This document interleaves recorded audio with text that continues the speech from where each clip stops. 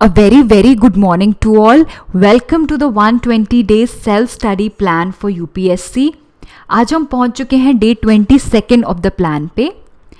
Video में हम daily target देखेंगे of what to study, sources देखेंगे एंड एंड में एक मेंस क्वेश्चन दिया जाएगा which you should write on your own for your practice. Social issues में से आज हम एक टॉपिक उठाएंगे. कोट के साथ स्टार्ट करते हैं.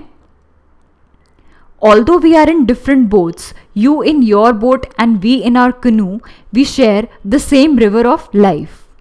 Now every quote can have different understanding through different perspectives, but मेरा यहाँ पे क्या मोटिव है कि आप unity in diversity, which is the unique feature of India, इसको डिस्क्राइब करने के लिए ये कोट यूज कर सकते हैं.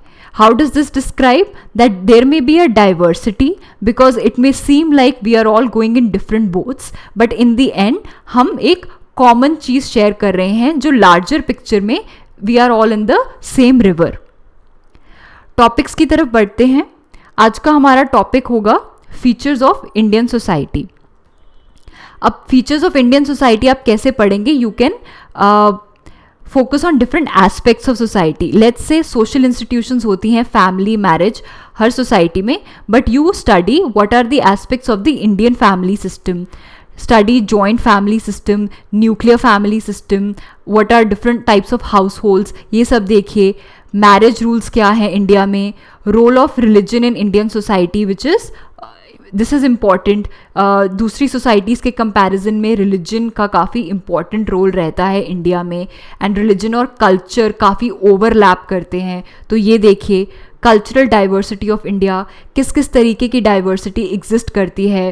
देर आर मैनी टाइप्स. तो आप ये देखिए रीजन, रिलीजन डाइवर्सिटी, लैंग्वेज, ये सब देखिए.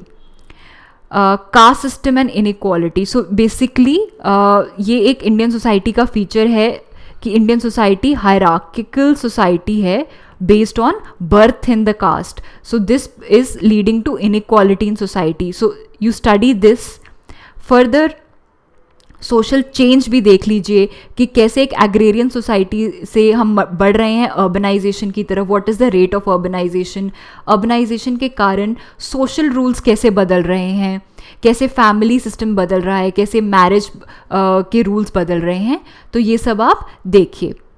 Sources, society in India by Ram Ahuja, काफ़ी अच्छी बुक है. उसका chapter 1 would be good enough for GS as far as GS1 is concern for social issues. तो ये आप देख सकते हैं.